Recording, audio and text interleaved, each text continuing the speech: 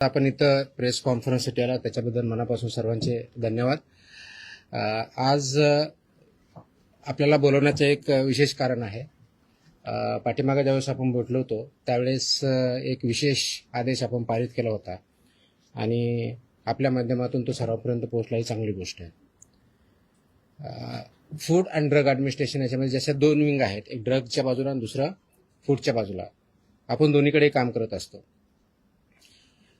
तर फूडवरती काम करताना एक लक्षात येतं की आपल्याकडं जे रेग्युलेशन्स आहेत, म्हणजे food safety and standards authority act 2006, 2011चे नियम आणि त्या अनुषंगाने 2011 पासून आत्तापर्यंत वेगवेगळे स्टँडर्ड्स आणि रेग्युलेशन जे तयार झालेले आहेत आणि जे इम्प्लिमेंट करणं अपेक्षित आहे, त्याच्यासाठी एन्फोर्समेंट म्हणून किंवा इम्प्लिमेंटिंग ऑथॉरिटी म्हणून FDA महाराष्ट्रामध्ये फूड अँड ड्रग ॲडमिनिस्ट्रेशन यांची जबाबदारी आहे.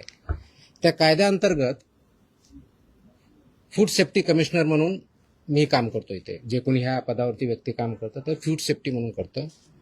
आणि म्हणून आपण जे अन्न या फूड या डेफिनेशनमध्ये येतं ते सेफ असावं आणि ते हेल्दी असावं, हे दायित्व आणि हे इम्प्लिमेंट करण्याची जबाबदारी ही फूड सेफ्टी कमिशनर म्हणून या पदावरती आहे. आयुक्त फूड सेफ्टी कमिशनर राज्याचे जे असतात त्यांच्यावरती प्रत्येक राज्याच्या फूड सेफ्टी कमिशनरवरती आहे. या अनुषंगाने बघत असताना आपलं जे फूड आहे आणि आपण जे कन्झम्पशन करतो, म्हणजे प्रिपरेशन असेल, त्याचं प्रोसेसिंग असेल, त्याचं मॅन्युफॅक्चरिंग असेल आणि त्यांचं कन्झम्पशन असेल, ह्या सर्व स्टेजेसवरती स्टँडर्ड्स ठरलेले आहेत. म्हणजे कन्झम्पशन हे सेफ असावं म्हणून ते सगळी प्रोसेस तिथपर्यंत पाळायची असते. याचा एक महत्त्वाचा घटक जो सर्वात मेन अफेक्ट करतो, मॅन्युफॅक्चर तर आहेच, प्रोसेसर आहेत, पण सर्वात महत्त्वाचा आजच्या डेटला जर बघितला तर हॉटेल्स, रेस्टॉरंट्स, इटरीज, ऑनलाईन जे प्लॅटफॉर्म त्यांच्यामार्फत जे फूड दिलं जातं, विकलं जातं, नागरिकांपर्यंत दिलं जातं, हे स्टँडर्ड्स पाळतात की नाही पाळतात हा एक महत्त्वाचा इश्यू आहे. आणि याच्यासाठी खूप चांगल्या प्रकारचे रेग्युलेशन स्टँडर्ड्स हे फूड सेफ्टी ऑथॉरिटीने, गव्हर्नमेंट ऑफ इंडिया यांनी डिसाईड केलेले आहेत, वेळोवेळी डिक्लेअर केलेले आहे. त्याचं इम्प्लिमेंटेशन करणं हे अत्यंत गरजेचं आहे. त्या अनुषंगानं काल 23 जूनला मी एक आदेश पारित केलेले आहेत की ते आदेश आहेत हॉटेल्स, रेस्टॉरंट आणि इटरीज यांच्या बाबतीतल्या पाळावयाच्या ज्या गोष्टी आहेत, ज्या स्टँडर्ड्स आहेत, ज्या प्रोसेसेस आहेत, त्या पाळणं बंधनकारक आहे त्यांच्यावरती. तर त्यामध्ये जर बघितलं तर आम्ही ग्राहकांच्या आरोग्यासाठी, आरोग्य संरक्षणासाठी अन्न व औषध प्रशासन म्हणून एक महत्त्वाचा निर्णय, एक ऐतिहासिक निर्णय काल घेतलेला आहे आणि ते आदेश मी पारित केलेले आहे. हे काय आदेश आहे तर हे कंप्लायन्स ह्या इंडस्ट्रीनं, म्हणजे हॉटेल्स, रेस्टॉरंट, इटरीज हे जे आहे यांनी करायचे आहेत आणि त्यांचं इन्फोर्समेंट आपल्या मशिनरीमार्फत, म्हणजे आपली जी यंत्रणा आहे त्यांच्यामार्फत करायचं आहे. तर हे करण्यासाठी सुरक्षित अन्न, स्वच्छ आस्थापना आणि जबाबदार अन्न व्यावसायिक यांच्या बाबतीत आपण काही आदेश पारित केलेले आहेत. ते सर्वात महत्त्वाचं म्हणजे काय तर ते जे रेग्युलेशन्स आहेत ते रेग्युलेशन्स इम्प्लिमेंट करणं गरजेचं आहे. ते कोणते रेग्युलेशन्स आहेत तर पहिला आहे रजिस्ट्रेशन, अन्न व सुरक्षा मानके, अन्न व्यवसायाचे परवाने व नोंदणी 2011चे रेग्युलेशन्स आहेत. तर याच्या बाबतीत मोस्टली बऱ्यापैकी रजिस्ट्रेशन झालेलं आहे किंवा लायसन्स झालं. रजिस्ट्रेशन म्हणजे ज्यांचा टर्नओव्हर 1.5 कोटीच्या आत आहे तोपर्यंत रजिस्ट्रेशन, त्याच्यावरचे लायसन्सेस असतात. त्याचं इम्प्लिमेंटेशन काही प्रमाणात किंवा मोठ्या प्रमाणात झालेलं आहे. पण त्याच्या व्यतिरिक्त अन्न व सुरक्षा मानके, अन्न उत्पादन मानके व अन्न संयोजके हे विनियम 2011 याचं इम्प्लिमेंटेशन होणं गरजेचं आहे. त्याचप्रमाणे अन्न व सुरक्षा मानके, दूषके, विषे व अवशेष हे 2011चे रेग्युलेशन्स आहेत, याचं इम्प्लिमेंटेशन होणं गरजेचं आहे. त्याचप्रमाणे अन्न सुरक्षा व मानके, लेबलिंग आणि प्रदर्शन 2020 याचं इम्प्लिमेंटेशन होणं गरजेचं आहे. त्याचप्रमाणे अन्न सुरक्षा व मानके, पॅकेजिंग विनियम 2018 याचं इम्प्लिमेंटेशन होणं गरजेचं आहे. आणि त्याचबरोबर शाळेतल्या मुलांसाठी जे सुरक्षित अन्न व संतुलित आहार नियम 2020 आहेत हे सुद्धा इम्प्लिमेंट होणं गरजेचं आहे. आपल्यासमोर हा प्रश्न असेल की हे मानके होते तर म्हणजे का इम्प्लिमेंट झाले नाहीत किंवा पूर्णपणे होतात की नाही आहे. आतापर्यंत आमचा जो अनुभव आलेला आहे म्हणजे माझ्या अगोदरच आहे, जे काही रेट झालेले आहेत, सर्च झालेले आहे, सीजर झालेले आहेत, ज्या कंप्लेंट्स आलेल्या आहेत आणि त्याच्या ज्या फाइंडिंग्ज आहेत, त्या फाइंडिंगमध्ये आम्हाला काय सापडलं आणि त्याच्यात हे उत्तर आहे की हे आदेश मी जे पारित केले याची आवश्यकता का भासते. कदाचित इंडियामध्ये आपण फर्स्ट असू, मला माहित नाही बाकीच्या राज्यांनी केलेलं नाही, की मोस्टली मला जे आहेत असे आदेश मला बघायला भेटलेले नाहीयेत. कदाचित असेल किंवा दुसऱ्यांनी केले असेल. तर याची आवश्यकता यासाठी पाहिली की ज्या आम्ही राबवलेल्या तपासण्या आहेत, विशेष मोहिमा आहेत, सर्वेक्षण आहेत आणि अंमलबजावणी या कार्यामध्ये आम्हाला गंभीर त्रुटी या आस्थापनामध्ये आढळलेल्या आहेत. जसे की अस्वच्छ व आरोग्यास अपायकारक परिस्थितीत अन्न तयार करणे, दुसरं वापरलेल्या खाद्यतेलाचा परत पुनर्वापर करणे, वैद्यकीय तपासणी नसलेल्या कर्मचाऱ्यांकडून अन्न पडताळणी करणे, तापमान नियंत्रणातल्या त्रुटी ह्या असणे, कारण तापमान आपण ज्यावेळेस करतो त्याच्यामध्ये काही स्टँडर्ड्स ठरलेले आहेत, अन्न दर्जाहीन साहित्यामध्ये अन्न पदार्थाचे पॅकेजिंग करणे, ग्राहकांना सुरक्षित पाणी उपलब्ध न करून देणे आणि विविध अन्न सुरक्षा नियमांचे उल्लंघन करणे, ह्या मेजर त्रुटी आम्हाला त्याच्यामध्ये आढळल्या. आणि ह्या त्रुटी ह्या ज्या स्टँडर्ड्स आहेत याचं उल्लंघन करणारे आहेत आणि म्हणून परत आपल्याला त्याचे आदेश काढून ते इम्प्लिमेंट करण्याच्या दृष्टिकोनातून हे काल आम्ही 23 जून रोजी हे आदेश पारित केलेले आहेत. ती कॉपी आपल्याला मी आता देईलच, अवेलेबल आहे, आपण देऊया. हे आदेश कुणाकुणाला लागू होणार आहेत हा पुढचा प्रश्न येतो. तर सर्व hotels and restaurant, all without exception, सर्व हॉटेल्स अँड रेस्टॉरंट, उपाहारगृहे व ढाबे, कॅन्टीन्स आणि कॅफेटेरिया, बेकरीज आणि मिठाईवाले शॉप किंवा sweet shops, catering units, food caterers, juice bars, cloud kitchens, dark kitchens, central kitchens, साखळी उपाहारगृहे, ई कॉमर्स आणि ऑनलाईन फूड डिलिव्हरी प्लॅटफॉर्म इत्यादी सर्वांना हे लागू होणारे आदेश आहेत. म्हणजे ज्या ज्या ठिकाणी फूड प्रोसेसिंग होऊन लोकांना खाद्यासाठी पुरवलं जातं त्या सगळ्या इस्टॅब्लिशमेंट याच्यामध्ये येतात. आता याच्यामधल्या मेन तरतुदी काय आहे, तर पहिलं तरतूद आहे की परवाना किंवा लायसन्स हे मॅन्डेटरी आहे, ते त्यांनी घ्यावं. त्याच्याशिवाय त्यांना कोणत्याही परिस्थितीत रेस्टॉरंट किंवा हॉटेल हे चालवता येणार नाही. त्याच्या तरतुदी पेनॉल्टीज आहेत, त्या पेनॉल्टी सुद्धा सिव्हिअरली आता इथून पुढे वापरल्या जातील.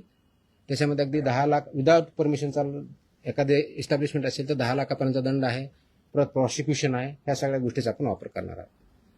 दुसरा जो आहे स्वच्छता आणि आरोग्य मानकाचे कठोर पालन करणं गरजेचं आहे, ज्यामध्ये शेड्यूल 4 किंवा अनुसूची 4 हे जे आहे याच्यामध्ये स्वच्छता आणि आरोग्य विषयी मानकांचे काटेकोरपणे पालन करणं गरजेचं आहे. ते थोडक्यात मी डिटेलमध्ये सांगेन. कर्मचाऱ्यांची वैद्यकीय परीक्षा, तपासणी व प्रशिक्षण हे मॅन्डेटरी आहे.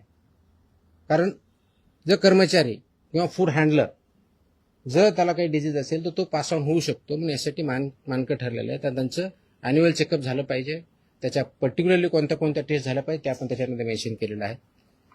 त्याचबरोबर सुरक्षित अन्न हाताळण्यासाठी स्पष्ट मानके जे आहेत त्याच्यामध्ये कच्चे व शिजवलेले अन्न वेगवेगळे ठेवणे, फिफो तत्वाचं फर्स्ट इन फर्स्ट आउटचं प्रिन्सिपल पालन करणे, गरम व थंड अन्नासाठी निर्धारित तापमान राखणे, रंगसंकेतिक कापणी फळांचा वापर करणे, परवानाधारक पुरवठादाराकडून कच्चा माल खरेदी करणे. आता याच्यामध्ये की म्हणतो शेतकऱ्यांकडे दिलं तर तुमचा परवानगीधारक कुठं, तर त्याच्यामध्ये जी रिसीट असते त्याला सुद्धा आपण अग्रीमेंट याच्यामध्ये डेफिनेशनमध्ये काउंट केलं आहे. त्याच्यामुळे रिसीट इज, कारण याचा उद्देशच एवढा आहे की तो फूड किंवा रॉ मटेरियल कुठून आलं हे ट्रेस करता आलं पाहिजे, हा त्याच्या पाठीमागचा उद्देश आहे. त्याचबरोबर ग्राहकांसाठी मोफत पिण्यायोग्य पाणी पिण्याचं प्रोव्हाइड करणं, मोफत देणं अपेक्षित आहे. सुरक्षित पिण्याचे पाणी विनामूल्य उपलब्ध करून देणं बंधनकारक आहे. आमच्याकडे पिण्याचं नाही, फक्त बॉटल वॉटर आहे आणि ते पे विकत घ्यावं असं बंधनकारक करता येत नाही. इट विल बी व्हायलेशन आणि अशावरती आम्ही कारवाई करणार आहोत. तसे आम्ही त्याच्यावरती बोर्ड लावा असं आम्ही त्यांना सांगितल्या आदेशामध्ये, त्यांना बोर्ड लावावे लागतील, त्याप्रमाणे करावं लागेल. आणि कुणी मागितलं त्यांना सांगावं लागेल की आमच्याकडे पोर्टेबल ड्रिंकेबल वॉटर आहे, ते तुम्ही पिऊ शकता. त्याच्यानंतर त्यांनी डिमांड केली तर त्यांना द्यावं. It's optional, it's not compulsory. त्याच्यामुळे ही पहिली गोष्ट करायची आहे. त्याचबरोबर मेनू लेबलिंग आणि पोषणची माहिती ही मॅन्डेटरी आहे. मेन्यूवरती लेबल व्यवस्थित पाहिजे, त्याचं लेबलिंग व्यवस्थित पाहिजे. त्याच्यामध्ये उपाहारगृहांनी व केंद्रीय परवानाधारक आस्थापने मेनूमध्ये कॅलरी माहिती, पोषण मूल्य आणि ॲलर्जन माहिती प्रदर्शित करणं बंधनकारक आहे. तसंच वर्तमानपत्र किंवा छापील कागदात अन्न देता येणार नाही, हे प्रोहिबिटेड आहे. ते त्यांना देता येणार नाही. त्याचं कारण असं की अन्न दर्जा हे साहित्य, वर्तमानपत्रे किंवा छापील कागदपत्रे अन्नपदार्थ गुंडाळणे किंवा वाढणे यावर रेग्युलेशननुसार बंदी आहे. वापरलेल्या खाद्यतेलाचा पुनर्वापर करता येणार नाही, ते रियूज बऱ्याच वेळेस करतात. तर फसायच्या ज्या रुको गाईडलाईन आहेत, RUCO रुको गाईडलाईन्स आहेत, त्या गाईडलाईन्सचं इम्प्लिमेंटेशन करणं बंधनकारक आहे. आणि 25 TPO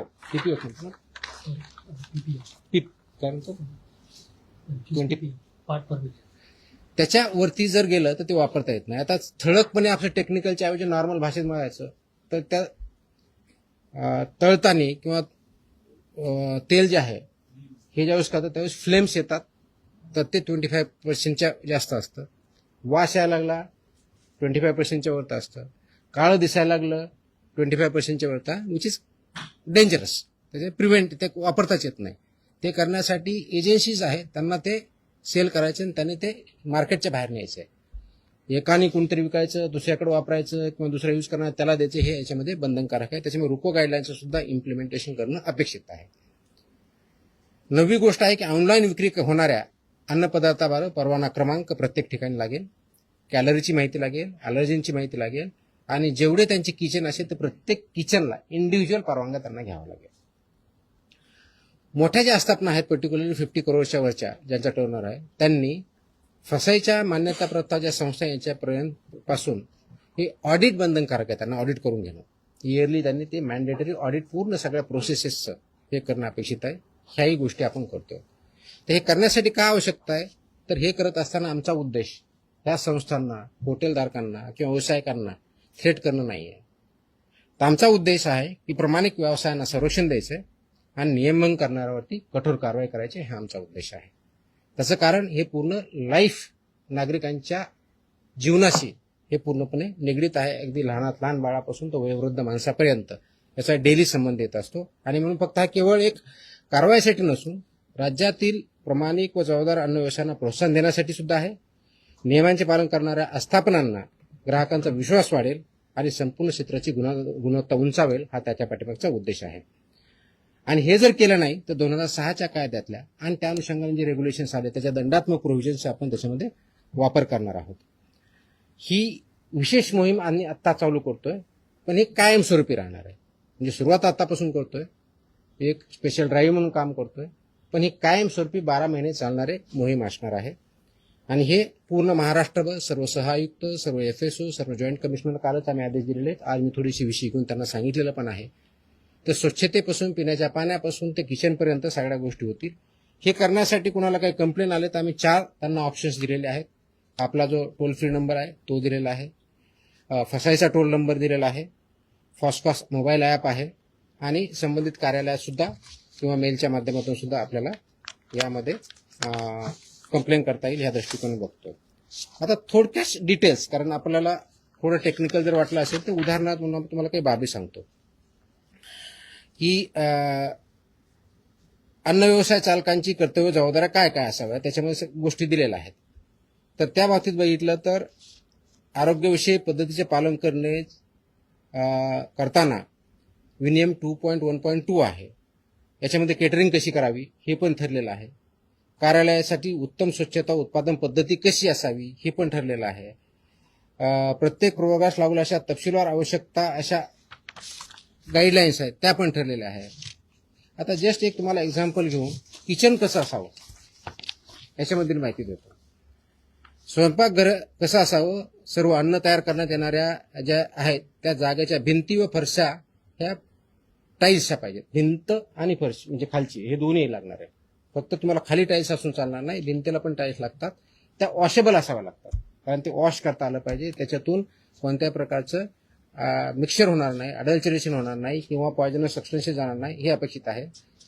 ते अशोषक म्हणजे नॉन परमिएबल असावं, त्याच्यातून पाणी जाताना नाही हे बघावं लागणार आहे. त्याचबरोबर त्या धुण्यायोग्य असाव्यात, हे असणं आहे. हे करताना पुरेशी हवा खेळती पाहिजे तिथं. यांत्रिक वायू विजन व निर्वातन प्रणाली बसवली पाहिजे, ज्याला एक्झॉस्ट आपण असं म्हणूया. त्याचबरोबर एक्झॉस्ट चिमणी असणं अपेक्षित आहे किंवा हुड खाली करावीत असेही अपेक्षित आहे. त्याचबरोबर कच्चा माल म्हणजे रॉ मटेरियल जे आहे ते त्यांनी स्वीकारण्यासाठी वेगळा सेक्शन, त्याचं प्रोसेसिंग किंवा तयारी करण्यासाठी वेगळा सेक्शन, स्वयंपाक तयार करण्यासाठी वेगळा सेक्शन आणि वाढण्यासाठी किंवा सर्व करण्यासाठी वेगळा सेक्शन, असं त्या रेस्टॉरंट किंवा हॉटेलमध्ये मांडणी असणं अपेक्षित आहे. कच्चे व शिजवलेले अन्न क्षेत्र हे भौतिक श्रेष्ठता वेगळी ठेवावे लागणार आहेत. शाकाहारी व मांसाहारी हे वेगळे ठेवावे लागणार आहेत. आणि त्याचबरोबर त्याला अनुक्रमे शाकाहारी असेल तर हिरवा रंग, मांसाहारी असेल तर लाल रंग असे तुम्हाला फलक तिथे ठेवावे लागणार आहेत. तर ह्या गोष्टी ह्या मॅन्डेटरी आहेत, वेळोवेळी निर्देश दिले त्या दृष्टीनं आहेत.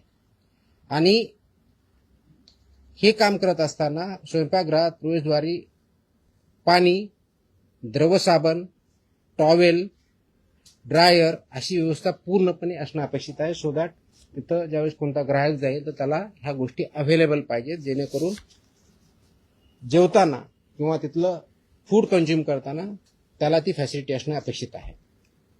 त्याचबरोबर पेस्ट कंट्रोल हे मॅन्डेटरी आहे. हे एखादी एजन्सीवर त्यांनी टायअप करायचे आणि ती व्हॅलिड असली पाहिजे, रजिस्टर्ड असली पाहिजे, अशाच एजन्सी ती डिप्लॉय करायच्या. त्यांनी पेस्ट कंट्रोल रेग्युलरली करून घ्यायचं. हे करत असताना कीटकमुक्त परिस्थिती राखण्यासाठी पुरेशा नियतकालिक अंतराने कीटक नियंत्रण म्हणजे पेस्ट कंट्रोलचे जे मेजर्स आहे ते करणं अपेक्षित आहे. त्याचबरोबर अन्न तयारी क्षेत्रात इलेक्ट्रॉनिक फ्लाय ट्रॅप बसवावेत, त्याची साठवण, अन्नाच्या ठिकाणी उंदीर, झुरळे, माशांचा प्रादुर्भाव शून्य असला पाहिजे. ते कोणत्याही परिस्थितीत ऍक्सेप्ट होऊ शकत नाही. It's absolutely not acceptable as per the rules and regulations. तर हे एक उदाहरण म्हणून आहे. याची ऑर्डरमध्ये मी सगळ्या गोष्टी दिल्या ज्या 10च्या आसपास गोष्टी आहेत. हे करण्यापाठीमागचा उद्देश एवढाच आहे, कारण प्रोसेस केलेलं फूड आपण ज्यावेळेस खातो त्याचे इम्पॅक्ट आपल्यावरती होतात. म्हणजे फूड पॉयझनिंग जे एक्स्ट्रीम केस आहे, पण ते दररोज आपल्या हेल्थवरती कॅलरीपासून ते चुकीच्या पद्धतीने हँडल करण्यापासून, स्वच्छतेपासून ते पाण्यापासून ते बसण्याच्या व्यवस्थेपासून तर असणाऱ्या गोष्टी तिथं कोणत्या कोणत्या आहेत ह्या मॅन्डेटरी आहेत. आणि याच्या बाबतीत आपल्याला काही त्रुटी सापडत असेल की जसं की आता तुमच्या याच्यामध्ये सांगितलं की हॉट फूड म्हणतो, गरम जेवण म्हणतो, तर त्याचं टेम्परेचर किती आहे हे पण ठरलेलं आहे. ज्यावेळेस हॉट फूड म्हणतो तर 60 डिग्री सेल्सिअस ते हीट पाहिजे. तुम्ही म्हणलं की कोल्ड तर 4 डिग्री सेल्सिअसचं पाहिजे. तुम्ही म्हणलं फ्रोझन तर -18 डिग्री सेल्सिअसचं पाहिजे. तर ह्या मॅन्डेटरी गाईडलाईन आहेत. त्या इम्प्लिमेंट होतात की नाही होतात ते करण्याच्या दृष्टिकोनातून नागरिकांमध्ये अवेअरनेस यावा, त्या इंडस्ट्रीला आणखी चांगल्या पद्धतीने माहीत व्हावं आणि आमच्या अधिकाऱ्याने ते इम्प्लिमेंट करावं. हा तिहेरी पर्पज याच्या पाठीमागचा आहे. आणि या तिहेरीच्या माध्यमातून एकत्रित येऊन हे आपलं आरोग्य नागरिकांचं कसं चांगलं राहील अशा दृष्टीने हे काल आम्ही आदेश इंग्लिश आणि मराठी दोन्हीमध्ये आहेत. दोन्हीच्या कॉपी आपल्याला भेटतील. प्रेस नोट सर्क्युलेट करा ती दिलेलीच आहे. तर या माध्यमातून हे नागरिकांनाही माहीत व्हावं, त्या इस्टॅब्लिशमेंटला माहीत व्हावं आणि आम्ही इन्फोर्स करताना ह्या सगळ्या गोष्टी बघाव्या. बऱ्याच वेळेस होतं की आमचे अधिकारी ज्यावेळेस जातात त्यावेळेस तिथला सॅम्पल घेतला जातो. सॅम्पलचा रिझल्ट आल्यानंतर आम्ही पुढची बघतो. पण फक्त सॅम्पल घेणं एवढ्यापुरतं मर्यादित राहायचं नाही. हे मी आदेश दिलेले आहेत की तिथे गेल्यानंतर हे जे टोटल 28 रेग्युलेशन त्याच्यापैकी 22 हे वेगवेगळ्या बाबतीत आहेत. जसं याच्या बाबतीत जवळजवळ 9 रेग्युलेशन्स मी सांगितले ह्या इंडस्ट्रीच्या बाबतीत. तर प्रत्येकाला more than 2 to 3 regulations compulsory आहेत, कारण रजिस्ट्रेशन कंपल्सरी आहे, बाकी स्वच्छतेच्या बाबतीतले आहेत. तर हे सगळे जे रेग्युलेशन त्या सगळ्यांचं रेग्युलेशनचं पालन होतंय की नाही, कंप्लायन्स ती इंडस्ट्री किंवा इस्टॅब्लिशमेंट करते की नाही हे बघणं आवश्यक आहे. आणि तशा दृष्टीने इथून पुढे तपासण्या होतील. त्याच प्रकारे सॅम्पल घेणं त्यातला एक भाग राहील. ह्या सगळ्या गोष्टीचा कंप्लायन्स त्यांना करणं कंपल्सरी आहे. आणि हे ज्यावेळेस सॅम्पल लॅबकडे जातात तर लॅब बरोबर देताना आमचा एक फॉर्म असतो, फॉर्म 5, आणि ड्रगचा एक वेगळा फॉर्म आहे. म्हणजे तिथे तर ते फॉर्म 5 पूर्णपणे आतापर्यंत भरला जात नव्हता का इनकम्प्लीट येत होता. आता मी इन्स्ट्रक्शन दिलेलं आहे की फॉर्म 5 हा कंपल्सरी टोटल भरला पाहिजे, म्हणजे त्याच्यात फिलअप केलं पाहिजे जे काय माहिती आहे.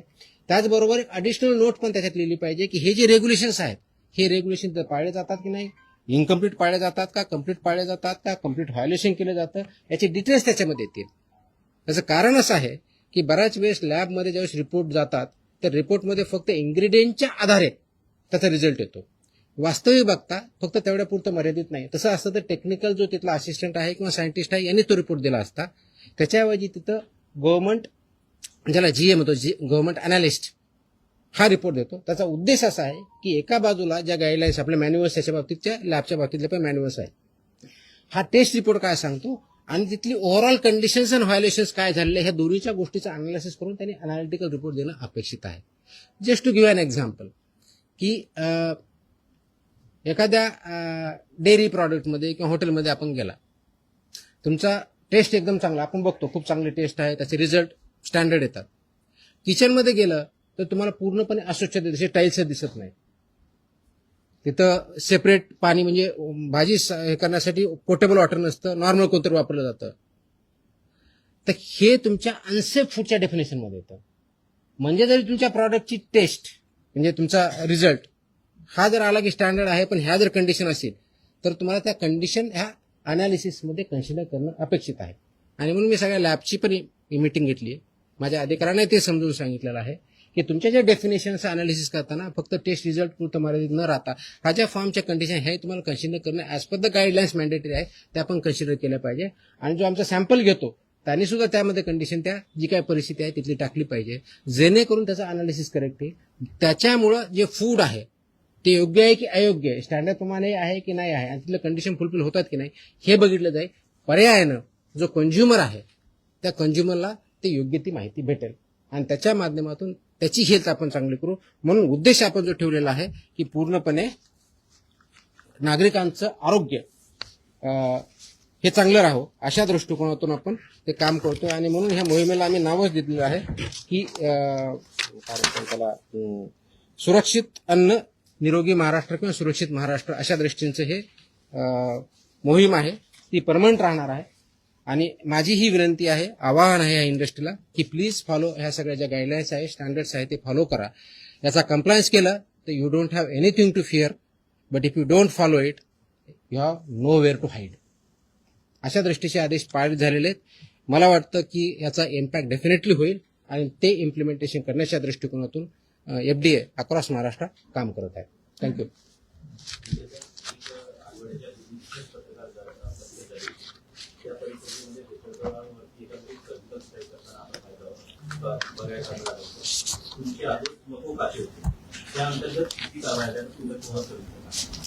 मकोचकाच्या गाईडलाईन्स माझे आदेश जर बघितले असतील तर त्याच्यामध्ये आपली प्रोसिजर दिलेली आहे. 1999चा जो कायदा आहे त्याच्यामध्ये 23ची प्रोसिजर पण दिलेली आहे.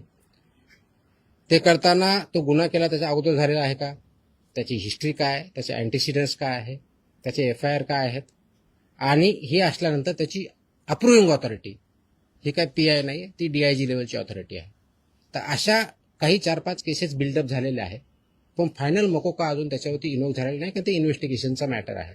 ते झाल्यानंतर त्याच्यावर डेफिनेटली होतील. परंतु सर्व ज्या ज्या ठिकाणी आपल्या प्रोहिबिटेड आयटम्सवरती FIR झालेल्या आहे त्या प्रत्येक ठिकाणची FIR ही या अँगलमधून तपासली जाते आहे आणि त्याच्यावर पुढची कारवाई तुम्हाला काही दिवसात दिसेल. तुम्हाला एक गोष्ट माहिती आहे का, विधानसभेमध्ये एक अधिवेशन सुरू होतं जितेंद्र आव्हाड जे आहेत त्यांनी आता एक हे केलं की 250 कोटी रुपये तुमची बदली घेण्यासाठी म्हणून इंटरनॅशनल ड्रग रॅकेटने गोळा केलेले.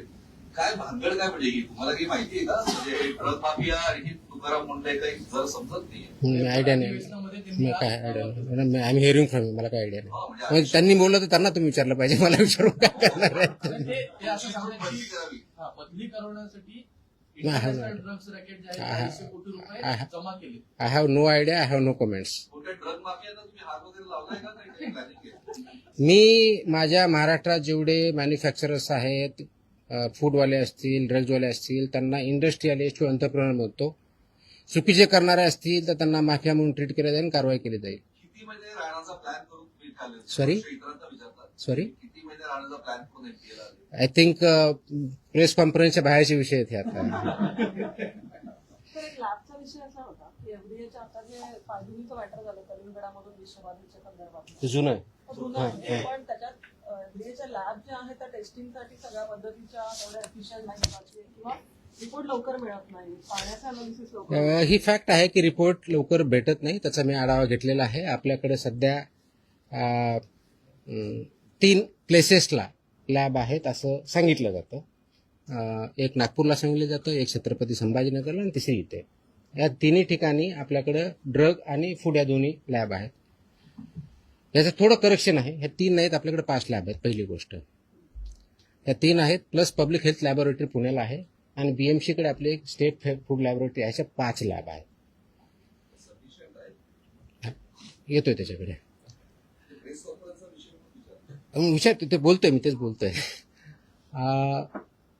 याच्यामध्ये जे सॅम्पल घेतले जातात, जेवढी मॅनपॉवर आहे, जेवढे इक्विपमेंट आहेत, ते आयडियल आहे का, त्याचं उत्तर नाहीये. ते इम्प्रूव्ह करावं लागेल, ते विल डू. त्याचं प्लॅन आहे, त्याच्यावरती आपण काम करतोय. परंतु आजच्या डेटला जेवढे सॅम्पल घेतले जातात आणि जे आम्ही एका वर्षभरासाठी आम्ही प्लॅन करतो त्यासाठी घेतले जातील, त्याच्या मोस्ट ऑफ द टेस्टसाठी हे सफिशियंट आहे. जर आपण व्यवस्थितपणे त्याचा वापर केला तर हे मात्र मी सांगू शकतो आजच्या डेटला, कारण मी तो आढावा घेतला, त्याच्या आधारे बोलतो. काही मॅनपॉवर 1-2 महिन्यापूर्वी जॉईन झालेली तिथं नवीन, त्याच्यामुळे त्याची कपॅसिटी वाढलेली आहे. कपॅसिटीपेक्षा एफिशियन्सीचा प्रश्न जास्त आलेला आहे आणि ती एफिशियन्सी कशी वाढवायची याच्यावरती आमचं काम चालू आहे.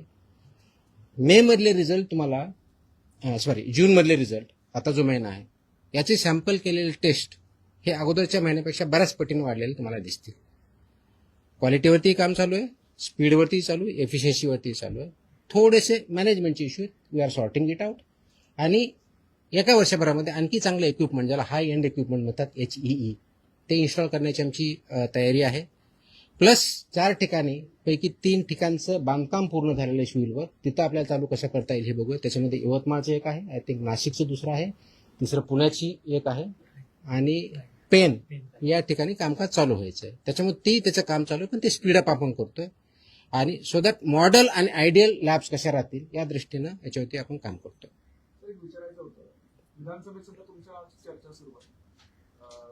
नरहरीजीवर म्हणतात की तुमचं काम चांगलं आहे, बदलीचा प्रश्नच नाहीये.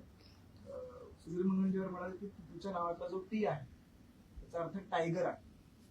आणि अर्जुन खोतकर असं म्हणाले की तुमच्या जीवाला काहीतरी धोका आहे, तर तुम्हाला संरक्षण द्यावे अशी त्यांची मागणी. तुमचं काही बोलणं झालं सरकारशी? पटलावर या सर्व गोष्टी तुमच्या संदर्भातले नाही, माझं याच्याबद्दल कुणाशीही काही बोलणं झालं, मी तुमच्याकडूनच ऐकतोय. पण संरक्षणाची गरज तुम्हाला आहे की नाही याची काही तुम्ही मागणी केली? मी नाही अशी मागणी केली. का बरं तुमच्यावर नाही का अधिवेशन चाललंय? आता हे मला मी कसं उत्तर देऊ त्याचं? अधिवेशनात काय बोलावं हा त्यांचा प्रिरॉगेटिव्ह आहे, त्याचे मी कसं बोलणार? तुम्ही जे बोलताय त्यांना विचारा, मला विचारून काय ते उत्तर भेटेल? नाही, माझी काही चर्चा नाही. नाही, फक्त याच्या बाबतीत आपण जे थ्रेडच्या बाबतीत कदाचित मला आज हे कळलं की कुणीतरी एक फेसबुकवरती व्हिडिओ आहे, काहीतरी त्यांनी शिव्या दिल्यात वगैरे वगैरे काही केलं, त्यांना पोलिसांनी कारवाई पण केली आहे माझ्यामध्ये. तसंच आय थिंक औरंगाबादला छत्रपती संभाजीनगर जिल्ह्यामध्ये आपल्या पथकावरती अटॅक करण्याचाही प्रयत्न केला, तर त्याच्यावरती सुद्धा अरेस्ट इमिजिएटली झाली. मी स्वतः डीजीपीशी बोललो होतो, डीजीपीनी तिथल्या सीपीना सांगून इमिजिएटली कारवाई पण केली. हे इन्फोर्समेंट आहे. इन्फोर्समेंट ज्यावेळेस येतं, कुणी इलिगल ज्यावेळेस काम करतं, तर everybody has to abide by rule of law. माझं म्हणणं आहे, कायद्याचं राज्य आहे, कायद्याच्या राज्याप्रमाणे चाललं पाहिजे सर्वांनी. तुम्हाला मला सर्वांना कायदा लागू होतो. याच्यात कुणी जर त्याच्यात पळवाटा काढण्याचा प्रयत्न करत असेल, माझ्या ज्युरिडिक्शन किंवा माझ्या अधिकाराला कुणी थ्रेट करत असेल, तर law will take its course, will not spare anybody. हे मात्र मी 100% सांगू शकतो. हे मात्र 100% आहे. तर त्याच्यावरती कोणत्या पद्धतीचं कॉम्प्रोमाइज केलं जाणार नाही. आणि म्हणून बघितलंच आहे, मोकोका सारखा सुद्धा कायदा आपण इनोक का केला, तर जर एखादा आयटम 2012ला प्रोहिबिट झाला आणि तो जर भेटत असेल तर it's in a way not correct. आणि ते करण्याच्या दृष्टिकोनातून आहे. आज जशी ही जी आज ऑर्डर काढली, काल काढली, अशा पुढच्या दृष्टिकोनातून बऱ्याच अजून ऑर्डर यायच्या आहेत.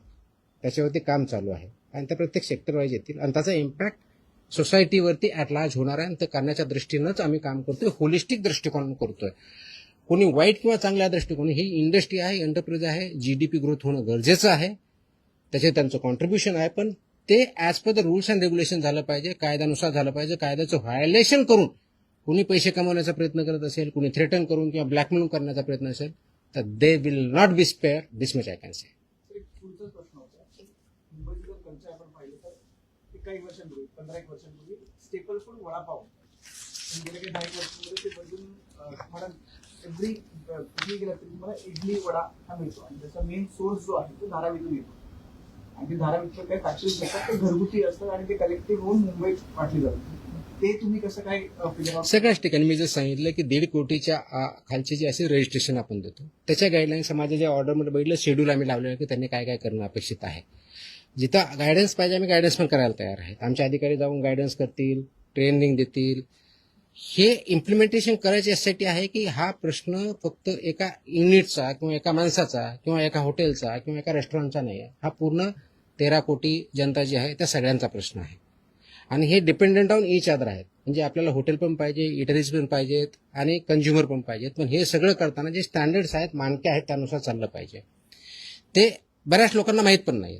आता ते माहीत होण्याचा उद्देश की ठीक आहे, कायदा आहे, रेग्युलेशन्स आहेत, आपल्या काय वेबसाईटवरती अवेलेबल आहेत, पण तेच लोकांपर्यंत पोहोचण्याचा एक उद्देश. आणि जे याच्यामध्ये बिझनेस आहेत, एब्यूज ज्याला म्हणतो आपण, फूड बिझनेस ऑपरेटर्स, त्यांना सुद्धा माहिती इंग्लिश आणि मराठी, म्हणून ती ऑर्डर कॉम्प्रिहेन्सिव्ह दृष्ट्या मी काढली. आणि नाही केलं तर त्याचे कंप्लायन्सची पेनॉल्टी तुम्हाला जस्ट आपल्या माहितीसाठी म्हणून एक थोडक्यात तो मला एक सांगायचं होता पण विसरून गेला. तर याच्यामध्ये जर बघितलं तर एक आहे की दंड, खटला व शिक्षा हे एक प्रोव्हिजन याच्या पानावरती दिलेलं आहे. त्याच्यामध्ये काय आहे, फॉर एक्झाम्पल असुरक्षित अन्न जर असेल, आरोग्यास हानिकारक जे ठरलेलं, तर मृत्यू झाला तर 7 वर्षापेक्षा कमी नाही व आजन्म कारावासापर्यंत एवढी सजा त्याच्यामध्ये आहे. आणि 10 लाख रुपये दंड. हे अनसेफ फूड. आता अनसेफ फूडची डेफिनेशन मी आता थोडक्यात तुम्हाला सांगितली. अस्वच्छता आली तर अनसेफ फूड येऊ शकतं. दुसरं, गंभीर दुखापत झाली, इंजरी झाली, तर 6 वर्षापर्यंत कारावास आणि 5 लाखापर्यंतचा दंड आहे. गंभीर नसलेली दुखापत झाल्यास 1 वर्षापर्यंतचा कारावास आणि 3 लाखपर्यंतचा दंड आहे. दुखापत न झाल्यास 3 महिन्यापर्यंतचा कारावास व 3 लाख रुपयापर्यंतचा दंड आहे. त्याचबरोबर आता जो एक मुद्दा आलाय की अधिकाऱ्यांचं काय, तर अन्न सुरक्षा अधिकाऱ्यास, ज्याला FSO म्हणतो, जो बेसिक ऑथॉरिटी आहे, अडथळा अथवा त्याची तोतयागिरी कुणी केली तर त्या 3 महिन्यापर्यंतचा कारावास आणि 1 लाख रुपयापर्यंतचा दंड हे त्याच्यामधलं प्रोव्हिजन आहे. हे तर मला कारावासाच्या बाबतीत सांगितले. फक्त दंडनीय अपराधाच्या बाबतीत काय, दिशाभूल करणारी जाहिरात, आता खोटा दावा 10 लाखापर्यंत दंड. वैध परवानाशिवाय व्यवसाय करणे 10 लाखापर्यंत, विदाऊट लायसन्स 10 लाख रुपयाचा दंड. अवमानक म्हणजे सबस्टँडर्ड अन्न उत्पादन, साठवण, विक्री अथवा सेवा 5 लाख रुपयाचा दंड. चुकीचे नामकरण असलेले, ज्याला मिसलेबलिंग म्हणतो, ते 3 लाख रुपयापर्यंत दंड. प्राधिकृत अधिकाऱ्यांच्या निर्देशांचे पालन न करणे 2 लाखापर्यंतचा दंड. अन्नाची अस्वच्छ अथवा अनारोग्यकारक प्रक्रिया व तयारी 1 लाखापर्यंतचा दंड. आता हे कायद्यात आहे, रेग्युलेशन्समध्ये आहे. कदाचित इम्प्लिमेंटेशन एवढ्या स्ट्रिक्टली झाले नसतील, बट इथून पुढे 100% होतील. आणि त्याचा परिणाम आपल्या ह्या इंडस्ट्रीवरती, हेल्थवरती अल्टिमेटली होईल. जे आपल्याला आपण जे कॅम्पेन घेतलेलं आहे की safe food, safe drug, safe Maharashtra, तर सेफ फूडच्या पार्ट मधला हा एक पार्ट आहे. त्या दृष्टिकोनातून आपण काम हा करतो. मी स्पेसिफिकली विचारला यासाठी कारण की फक्त धारावी हे आपण रजिस्टर्ड आस्थापनांबद्दल बोलतोय. धारावी असेल किंवा मुंबईत ठिकठिकाणी जर आपण पाहिलं तर स्लम पण नाही, आपण कुठे गेलो तरी रस्त्यावरती स्टॉल लावतात, पण ते जे अन्न शिजवतात ते त्यांच्या घरी शिजवतात आणि ते काय रजिस्टर्ड असतं तसं नाही. त्यांच्यावरती पण ते पण रडारवरती असणार. ऑफकोर्स सगळेच मी सांगितलं, सगळ्या आस्थापना याच्यामध्ये काम करतात, त्या सगळ्या आल्या. मग ते जर घरी बनवत असेल तर घरची स्वच्छता व्यवस्थित पाहिजे आणि तिथे जे विकतात तिथे पण ते व्यवस्थितपणे पाहिजे. तर हे स्टँडर्ड त्यांना पाळावं लागतील. त्यांना अवेअरनेस पाहिजे, तर अवेअरनेस लायसन कंपल्सरी रजिस्ट्रेशन म्हणजे 1.5 कोटीपर्यंत रजिस्ट्रेशन असतं. 1.5 कोटीच्या वरती टर्नओव्हर असलेलं लायसन्स असतं. मॅन्डेटरी आहे. लायसन नसेल तर मग कारवाई. हा, करू ना, हो ना. पावसाळ्याला सुरुवात झाली. आपल्याकडे जवळजवळ 11.5 लाख लायसन्स होल्डर किंवा रजिस्टर्ड आहेत महाराष्ट्रात. म्हणजे टोटल याच्यामधले, त्याच्यामधले फूड याच्यामध्ये 4-4.5 लाखाच्या आसपास आहेत. म्हणजे it's not a small number, it's a biggest number in India. बरोबर ना. जवळजवळ 4-4.5 लाख आपल्या फूड बिझनेस ऑपरेटर जे फूड सेक्टरमध्ये काम करतात तेवढेच आहे. त्याचा स्मॉल नंबर नाही आपल्याकडे आणि तो वाढतोय. म्हणजे 31 मार्चला आम्ही आकडा बघितला तर अराउंड 11,30,000 होता, आता 11,61,000च्या आसपास गेलेला आहे. Yes please. पावसाला सुरुवात झाली आणि मुंबईसारख्या ठिकाणी खाऊ गल्ल्या आहेत ज्या अस्वच्छ असतात, दुर्गंधीयुक्त ठिकाणी बऱ्याचदा खाद्यपदार्थ विक्री केले, त्यांच्या नोंदणी देखील नसतात. अशा खाऊ गल्ल्यांवरती कसं नियंत्रण मिळतं? आता जे सांगितलं त्याचे सगळे रेग्युलेशन इम्प्लिमेंट करायचे. आपण स्पेशल दरवर्षी आपण पावसाळ्याच्या अगोदरची मोव्हिंग घ्यायचो, पण ते थोडंफार असायचं. तर ह्याच्यामुळे मी कॉम्प्रिहेन्सिव्ह आदेश परमनंटली काढलेले आहेत. हे आपण करणारच आहोत. माझी एक दुसरी विनंती आपल्या माध्यमातून सर्वांना, की आपण जे अन्न सेवन करतो ना ते सेफ आहे की नाही हे थोडं बघावं. आपल्याला फक्त रस्त्याने जाताना फक्त कन्व्हिनियन्ससाठी गाडीतून उतरलं की काहीतरी गडबड आहे म्हणून खातो ना, त्याचे परिणाम खूप बेकार होतात.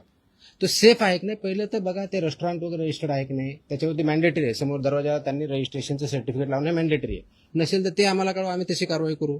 म्हणजे जेणेकरून तिथं तुमच्या आरोग्यात, तुम्ही पैसे घेऊन ते अन्न खाताय तर तुमच्या आरोग्यावरती त्याचा परिणाम विपरीत होऊ नये. तो चांगल्या दृष्टीने व्हावा हे जर करायचं थोडी काळजी घेतली पाहिजे. तर स्ट्रीट फूड जरी असलं तरी ते व्यवस्थित आहे की नाही हे सुद्धा आपण पाहणं बंधन करावं. त्याच्यामुळं सेलर जसे आहेत तसे कंझ्युमर आहेत, जे डिमांड आहे तसे सप्लाय आहे. तर सप्लायर जरी असले आणि डिमांड नसेल तर ऑटोमॅटिकली ते बंद होईल. तर डिमांड करणाऱ्याने सुद्धा त्यांचा अवेअरनेस वाढावा, त्यांनी सुद्धा काम करावं, ॲज अ कंझ्युमर सुद्धा आपण बघावं. ह्या दृष्टिकोनाने सुद्धा हे आदेश वाढा. आम्ही वेबसाईटला टाकतो, आपल्या माध्यमातून तो जाईलच. तर हे वाचले तर बऱ्याच गोष्टी क्लिअर होतील की यांच्याकडे काय पाहिजे. त्या तोही याच्या माध्यमाचा एक उद्देश आहे की जेणेकरून ॲज अ कंझ्युमर म्हणून आपण त्या गोष्टी पाळल्या पाहिजे. मुंबई आणि उपनगरामध्ये सॉरी मुंबई आणि उपनगरामधल्या रस्त्यांमध्ये जी छोटी ऑफिस आहेत, जे व्हेज असेल, रेस्टॉरंट असतील, बार असतील, या सगळ्या ठिकाणी तशी दुर्गतीच आहे आणि तिथे टार्गेटची व्यवस्था नसते किंवा आपले डोळे तशी फिरत असतात. तर ह्या सगळ्या तुम्ही आयडेंटिफाय कसे करता? आपले सर्वे असतात, सर्व्हेलन्स आपण घेत असतो. म्हणजे आपले अधिकारी वेगळे जातात, आपल्याकडे एक तर माहिती कंप्लेंटचा मार्फत एक होते, दुसरं आपण स्वतः सर्व्हेलन्स घेतो आणि तिसरं आपण एन्फोर्समेंट असे तिन्ही कॅटेगरीतून आपण बघतो. आपल्याला अशी काही माहिती असेल सांगा, आम्ही व्हेरीफाय करू, कारवाई करू. टॉयलेट बाथरूम संदर्भात काय आहे त्याच्यात आहेत ते सगळे आहेत सगळ्या गोष्टी आहेत कंप्लेंट. सर्वसामान्यांचा प्रश्न आहे. तुम्ही जसं त्या हॉटेलला मी गेलो, तिथं बोर्ड तर नसतो, स्वागतम सुस्वागतम चांगल्या मोठ्या याच्यामध्ये आणि त्याचं नाव असतं. पण सर्वसामान्यांना प्रश्न हाच पडतो, मी लगेच तक्रार करतो, पण त्याच्यावरती कारवाई कशी होते, काय होते, काय कळत नाही. कारवाई कुठं करायची सर्वात मोठा प्रश्न. तक्रार कुठं करायची, आताच मी सांगितलं, नंबर म्हणा किंवा इतर. हा आता परत सांगतो मी. मला घेऊन असं आहे की दादा मध्ये एवढे छोटे ऑफिस आहेत, तिकडे अत्यंत जी अवस्था जी आहे ती वाईट आहे.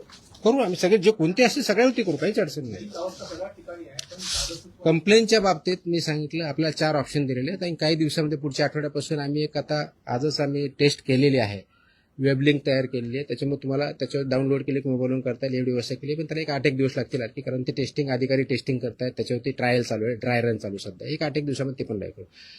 आपल्याला हेल्पला म्हणजे ज्याला टोल फ्री नंबर आहे 1800-222-365 हा आमचा इथला आहे टोल फ्री नंबर. 24 तास चालू असतो, आपल्याकडे 24 तासमध्ये ते देतात. फसाईचा टोल फ्री नंबर आहे 1800-114-000. याच्यावरती आपण करू शकता. फॉस्कासचा मोबाईल ॲप आहे, तर आपण डाउनलोड करू शकता, त्याच्यावरती करू शकता, किंवा ईमेलच्या आधारे आपल्या कार्यालय करू शकता किंवा फिजिकली देऊ शकता. एवढे 5 मीन्स आजच्या डेटला अवेलेबल आहेत. आणि 6वा जो आपला जो वेब लिंक करतोय पुढच्या 1 आठवड्यामध्ये येईल. कारण हे जे आहेत हे मोस्टली आपल्याला फूडसाठी अवेलेबल आहे. ड्रगसाठी जर करायचे असेल त्यासाठी वेगळं नाही, म्हणून आम्ही ते वेब लिंक करतोय. मोबाईलवर डाउनलोड केली की ते AI इनेबल्ड आहे, त्याच्यामुळे तुम्हाला तो प्रश्न विचारणार काय ते करत जाणार आणि त्या दृष्टीनं म्हणजे बोलता येतं किंवा टाईप करता येतं, दोन्ही ऑप्शन आम्ही देणार आहोत, जेणेकरून ते आमच्यापर्यंत येईल. आम्ही ते ऑटोमॅटिकली असाइन करू आणि त्याचा डॅशबोर्ड मला पण बघता येईल, त्या अधिकाऱ्याला बघता येईल, किती आल्या, कुणाकडे गेल्या, किती पेंडिंग आहे, किती दिवसापासून पेंडिंग आहे. Everything will be there. It is there. We are establishing the system. त्या संदर्भात तुम्ही खूप मोठी कारवाई करत आहात, तर त्या संदर्भात काही माहिती द्या की किती जणांवर याचा कारवाई झाली, किती जण. मला वाटलं आज खूप जास्त होईल, माझ्याकडे डेटा आहे. उद्या तुम्हाला त्याच्याबद्दलची 1 महिन्यामध्ये जेवढ्या कारवाया झाल्यात, कारण उद्या 1 महिना पूर्ण होतो, त्या दृष्टीने परिपूर्ण नोट गुटख्याच्या बाबतीतली असेल, नॉन गुटख्याच्या बाबतीतली असेल, ड्रगच्या बाबतीतली असेल, आणि ते मेजर आकडा आहे, मी देईल. सॉरी, अरे यार, लास्ट टाइम आपने वो ही व्हायला की मुझे हिंदी अच्छी नहीं, वही वायरल हो गया आपने. गुटख्या संदर्भात एक पान देतात, पण ज्या पान करतावरती जे उत्तम आहे ते अशी पानं मिळतात, तुम्ही नशा किमान वगैरे वापरलं जातं. आणि फ्युचर त्याच्यावरती पण तुम्ही कारवाई करणार आहात. नाही, कसं असतं, 50-200 रुपयांना ते पानं मिळतात. पानाला बॅन नाही आहे, गुटख्याला बॅन आहे. आपण त्यातला कंटेंट म्हणतो. ते आम्ही तपासून असं आमच्याकडे आलं तर आम्ही ते व्हेरीफाय करतो, त्याच्या सापडलं तीही कारवाई करतो. सी अल्टी कंटेंट काय हे बघावं लागणार आहे. तर कंटेंट त्याच्यात सापडला तर डेफिनेटली होईल त्याच्यावरती कारवाई. कंटेंट सापडलं तर होईलच. Sir, till date, how many food business operators are not yet licensed and registered? ये कैसे पता चलेगा लाइसेंस नहीं है करके? लाइसेंस मैं बता रहा हूँ, लाइसेंस मेरे महाराष्ट्र में टोटल 11,61,000 लाइसेंस और रजिस्टर्ड FBOs है. महाराष्ट्र की बात कर रहा हूँ. Last 13 years. But अभी अवेयरनेस क्रिएट नहीं होता है, अभी लाइसेंसिंग और रजिस्ट्रेशन बढ़ रहा है, चालू है ना, ऑनलाइन ही है. How many people are still like 80% हो चुका है? अरे ऐसे कैसे बता पाएंगे? वो मेरे पास एस्टिमेट होता तो सब नहीं कर लेता मैं. एस्टिमेट कितना बाकी है कैसे बोल सकते हैं? तो जो इन्फॉर्मेशन आएगी, अवेयरनेस क्रिएट उतना बढ़ते जाएगा. हा. फूड मध्ये फूड पॉइझनिंग हा खूप मुद्दा आहे. खिचडीमध्ये असेल किंवा हॉटेलमध्ये असेल, हा आता खूप क्रुशियल आहे आणि Yes. तो वरचेवर होतो. म्हणजे Yes. लोकांना 2-1 दिवस पोटात दुखतं, मग लोकांना की आपण बरे झालो, पण खूप सिरियस फंक्शन आहे. येस. तर त्याच्या ज्या टेस्टिंगची जी मेथोडॉलॉजी आहे, त्या पद्धतीने आपण फूड पॉइझनिंग अशी काही टेस्टिंग नसेल. शेवटी फूड टेस्ट करायचं असतं आणि ते वेगळे टेस्ट असतात. त्या टेस्ट आपल्याकडे अवेलेबल असायला पाहिजेत. ते आपण करतो. हा food poisoning is basically unsafe food असेल तर मोस्टली फूड पॉइझनिंग. पॉइझनिंगच्या संदर्भामध्ये टेस्टिंग करण्याची नाही नाही, पॉइझनिंगचं टेस्टिंग नसतं, ते फूडचं टेस्टिंग असतं. फूड मधल्या पॉइझनिंग ते असतं, आपण टेस्ट करतो ना, आपण टेस्ट करतो, फूडच टेस्ट करत असतो. त्याचे जे काही इन्ग्रेडियंट त्याप्रमाणे आहेत, स्टँडर्ड प्रमाणे आहेत नाही हेच बघत असतो. पण त्यासाठी आम्ही एक प्रणाली विकसित करतो. आजच्या डेटला ती खूप कॉम्प्रेन्सिव्ह नाही आहे, की फूड पॉइझनिंगच्या केसेस त्याची रिपोर्टिंग मेकॅनिझम कशी असावी, कितक्या वेळात काय करावं, याचा मी एसओपी तयार करतोय. ते पुढच्या दिवसात काही होईल. ह्याला पण म्हणजे असू शकतं ना, की वरून कोणी काही घातलंय का नॅचरली कंटामिनेटेड आहे. तर ते टेस्टचा पार्ट आहे, ते रिझल्टचा पार्ट येतो तो. जे लोक आतापर्यंत नोंदणी केलेल्या आहेत त्यांना काय आव्हान? ज्यांनी नोंदणी केलेली नाही त्यांना एकतर बिझनेस बंद करावा लागेल किंवा नोंदणी करून काम करावं लागेल.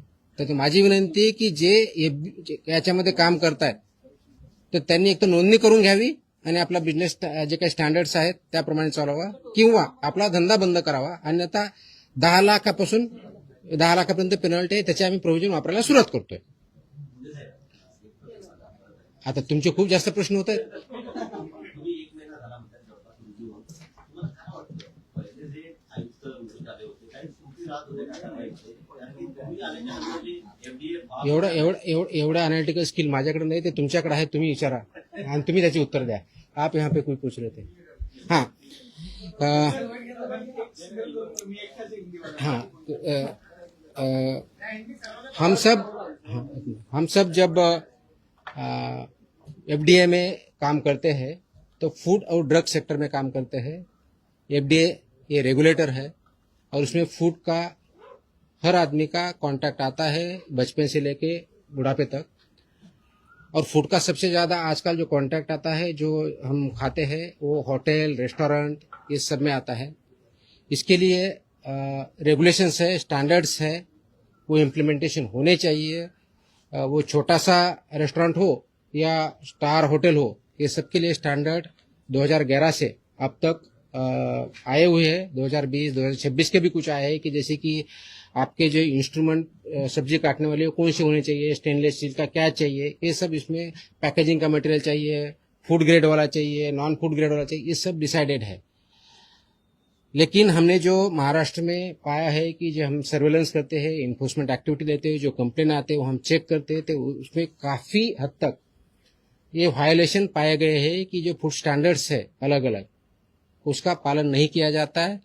वो जो फूड स्टैंडर्ड्स है वो सेफ्टी के हिसाब से हो, सैनिटेशन के हिसाब से हो, वहाँ के फूड हैंडलर्स हो, वाटर बॉटल की मतलब पानी फ्री में जो पोर्टेबल देना चाहिए वो हो, या लाइसेंस नहीं है या लाइसेंस वहाँ दिखाया नहीं जाता ये हो, ये सब के जो रेगुलेशंस हो इम्प्लीमेंटेशन करना जरूरी है.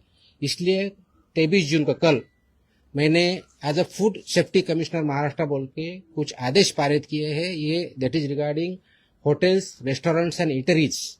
इन्होंने जो स्टैंडर्ड्स इम्प्लीमेंट करना है उसके हिसाब से हमने किए हैं. ये जो कंप्लाई नहीं करेगा उनके ऊपर सख्त कार्रवाई ये फसाई के जो रेगुलेशंस है और उसके अंदर जो स्टैंडर्ड्स है उसके हिसाब से की जाएगी.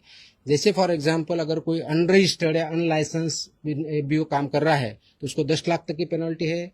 अनसेफ फूड अगर कोई बना रहा है, प्रोसेस कर रहा है या सेल कर रहा है तो उनको लाइफ इम्प्रिजनमेंट तक और 10 लाख तक पेनल्टी हो सकती है.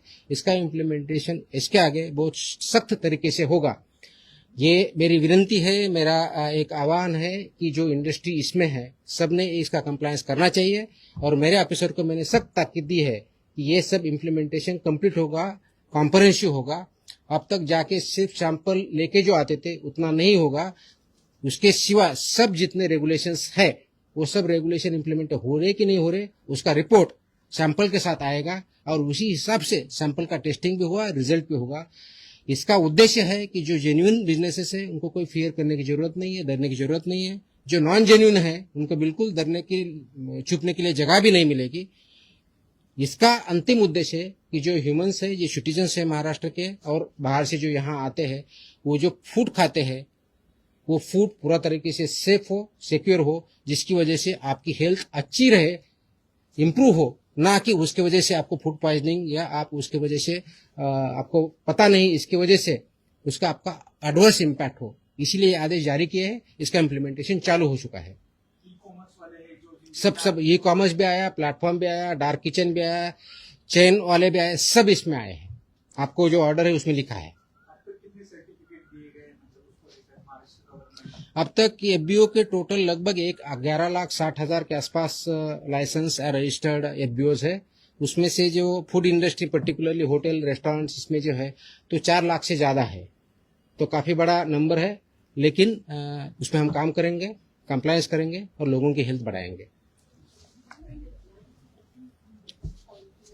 It's already started, it's already in existence.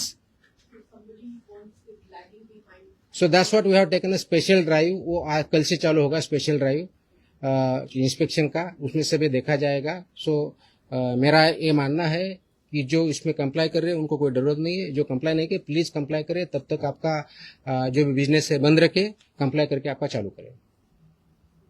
Sir हॉटेल्समध्ये जे फूड सर्व केले जातं त्याला काही नियमावली आहे की? तेच तर सांगितलं आतापर्यंत। क्वांटिटी संदर्भात नाही ना क्वांटिटी किती द्यावी हे हॉटेल आणि त्यांचं मिनिमम क्वांटिटीवर असं काय? Okay, thank you. प्रेस येईल ना तुम्हाला उद्या?